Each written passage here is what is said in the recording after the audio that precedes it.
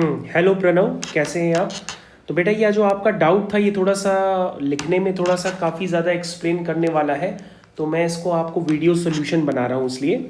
तो बेटा आपका क्वेश्चन है, let alpha be a root of equation X square plus X plus one is equal to zero and the matrix जिसकी value आपके सामने लिखी हुई है, देन द मैट्रिक्स ए की पावर 31 इज इक्वल टू। तो बेटा ये सब हम लोग ने कॉम्प्लेक्स नंबर में ऑलरेडी पढ़ रखा है कि अगर कोई इक्वेशन होती है X square plus X plus one is equal to zero, तो उसके दो रूट्स होते हैं।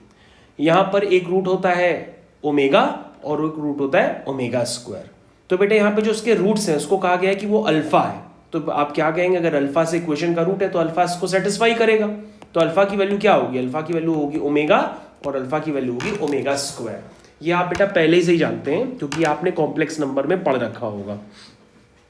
तो बेटा सबसे पहले हमारे पास यहाँ पर a की पावर 31 निकालना है। तो 31 के लिए अभी हम नहीं सोचते हैं, सबसे पहले हम एक a स्क्वायर एक छोटा सा नंबर निकाल के चेक करते हैं। तो जब हम a स्क्वायर निकालेंगे a इंटू ए करेंगे तो 1/√3 इंटू 1/√3 1/3 हो जाएगा, क्लियर कट, जिसको मैंने बाहर आपके सामने लिख दिया है।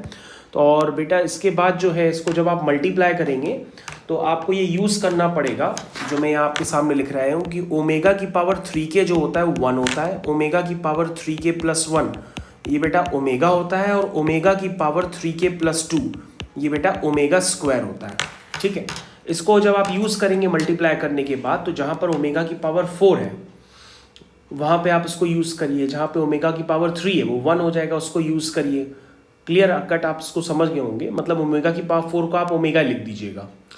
ओके, और ओमेगा की पावर जैसे 4 है तो वो भी ओमेगा, ओमेगा की पावर 3 ये भी 1 हो जाएगा। तो इस तरह से सारी वैल्यूज जब आप पुट कर देंगे तो पुट करने के बाद आपके सामने ये जो ए स्क्वायर है वो कुछ इस तरह से निकल के आएगा जो आपको नज़र आ रहा है। उसमें से बेटा फिर हम जो है 3 कॉमन ले लेंगे। जब हम उसमें से 3 कॉमन ले लेंगे तो हमारे सामने ए स्क्वायर जो है वो कुछ इस तरीके से एक्सप्रेस हो जाएगा। और उसके बाद बेटा हम लोग अगर इसके आगे जब बढ़ेंगे तो आपको यहाँ पे क्लियर कट नज़र आ रहा है कि ए की पावर जो 4 है उसको हमने निकालने की कोशिश की है, वो ए स्क्वायर इंटू ए स्क्वायर होता है। और बेटा अभी हम पीछे वाले स्टेप में ए स्क्वायर हम निकाल चुके हैं तो हम ए की पावर 4 को ईजिली कैलकुलेट करेंगे। तो ए की पावर 4 जब आप कैलकुलेट करेंगे तो बेटा वो एक आइडेंटिटी मैट्रिक्स क्रिएट होकर के आ जाएगा जो आपके सामने ये इंडिकेट हुआ है। अब ये ए की पावर 4 आइडेंटिटी मैट्रिक्स है, 3x3 की है, इसलिए मैंने उसको I3 लिख दिया है। अब बेटा ए की पावर जो 31 है वो हमें कैलकुलेट करना है, तो उसको हम ए की पावर 28 इंटू ए की पावर 3 लिखेंगे।